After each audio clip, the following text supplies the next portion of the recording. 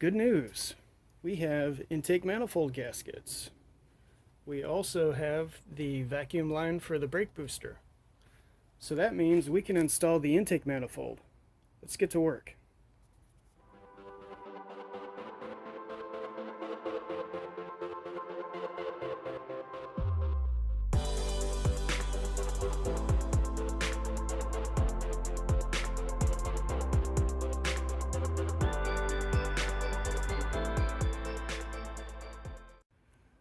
Okay, just a quick recap. In the previous video, I modified a spare intake manifold to get rid of the idle control valve. I also modified it to get rid of the CCV system.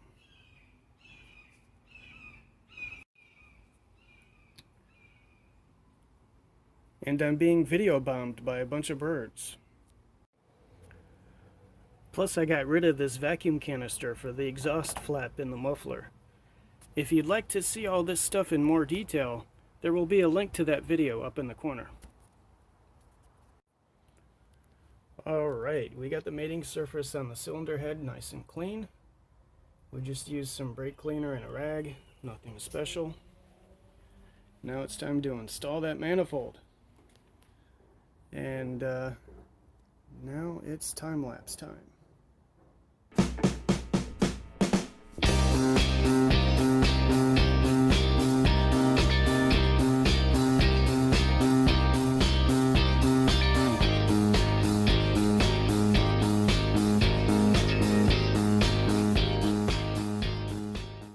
Like the saying goes, installation is the reverse of removal. Except this installation was easier since I didn't need to mess with the CCV system or the idle control valve. Or at least, it was easier until I had a brain fart. You see, the brake booster vacuum line needs to be connected to the intake manifold before installing the manifold, because it's almost impossible to reach that connection with the manifold installed. And of course, I forgot to connect it. So the manifold had to come off again. There may have been some adult language involved.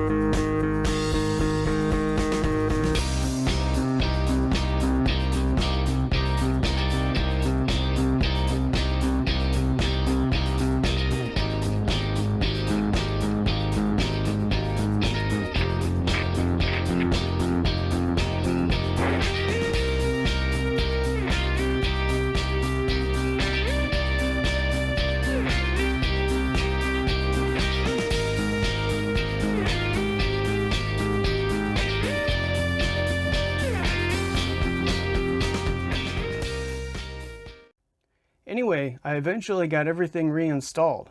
Now it's time to see if it actually works. Okay, it's the moment of truth. You think it'll start? Place your bets now.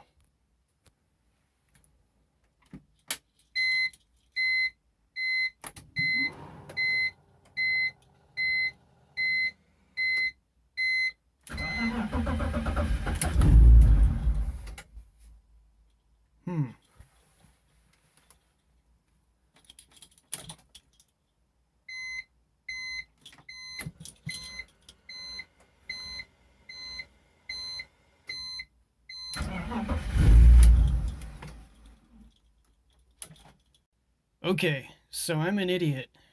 I forgot to load the idle control valve delete tune before trying to start the engine with the idle control valve deleted. Let's do that. Okay, now that I have the appropriate tune loaded, let's try this again.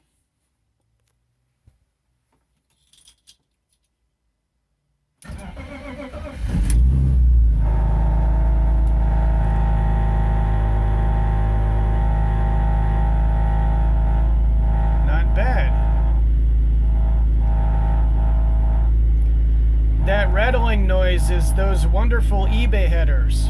They're so awesome. But hey, the engine runs. That's a plus.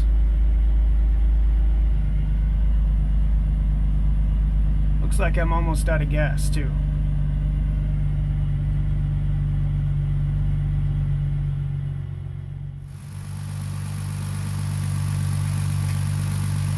So right now it's idling without the idle control valve.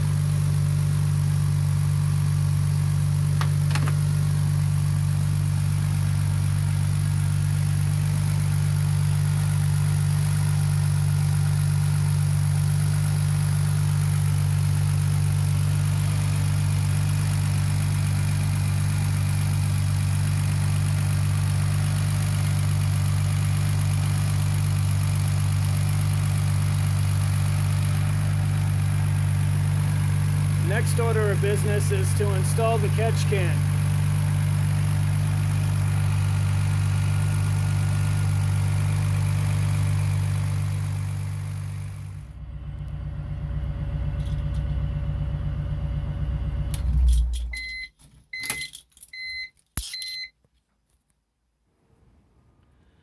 Okay, I've decided to install the catch can in this empty compartment. Actually, BMW was nice enough to put a couple mounting brackets right there. So I'm going to use a piece of angle aluminum as a mounting bracket. Put it in there just like that. And then we will mount the catch can to it just like that. The hose from the catch can go through this rubber grommet. It'll run underneath here and then up alongside the engine to that fitting. Every time I go to the junkyard, I pick up some nuts and bolts. Times like this, that really comes in handy.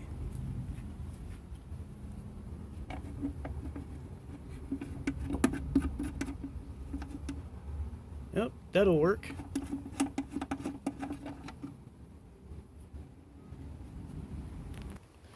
Alright, here we are. Just drilled a couple holes in that bracket. Got a couple screws attaching the catch can to the bracket, and then of course we'll have those two bolts attaching the bracket to the body. Oh, and also I rounded off the corners on this because I don't know about you, but I don't enjoy bleeding. Alright, here we have the catch can mounted in place. Also, I drilled a hole in that grommet for the hose to go to the catch can.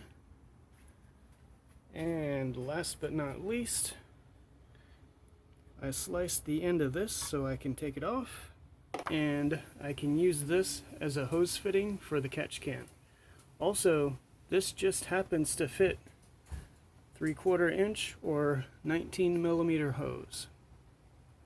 So that's what I'm going to use. Anyway, here's the finished catch can install. It's 3/4 inch stainless braided hose with a couple conduit clamps to hold it in place. It runs through that hole in the grommet that I mentioned earlier and into a 90-degree elbow on the catch can. Just a quick note about the braided hose. If you need to cut it, you should wrap the area you're going to cut in tape so the braiding doesn't fray. After you cut it, you can remove the tape. Also, be careful of the braiding after you cut it. It has a bunch of sharp little needles sticking out, and they'll get you. Anyway, after I finished the install, I fired up the engine and let it idle.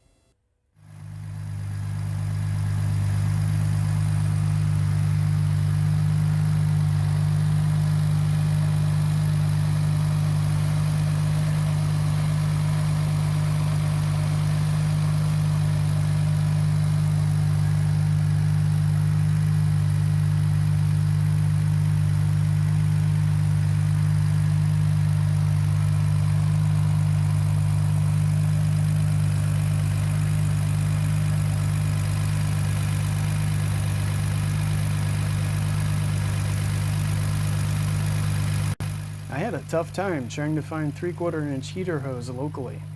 It's a common size, but for some reason every store I tried was sold out. so I ended up having to buy it online. Of course, that meant waiting for shipping. Again, because of the shipping delays, this video almost didn't get finished in time. Because I was pressed for time, I didn't get a chance to film a test drive. But we'll do that in the next video, so stay tuned, literally.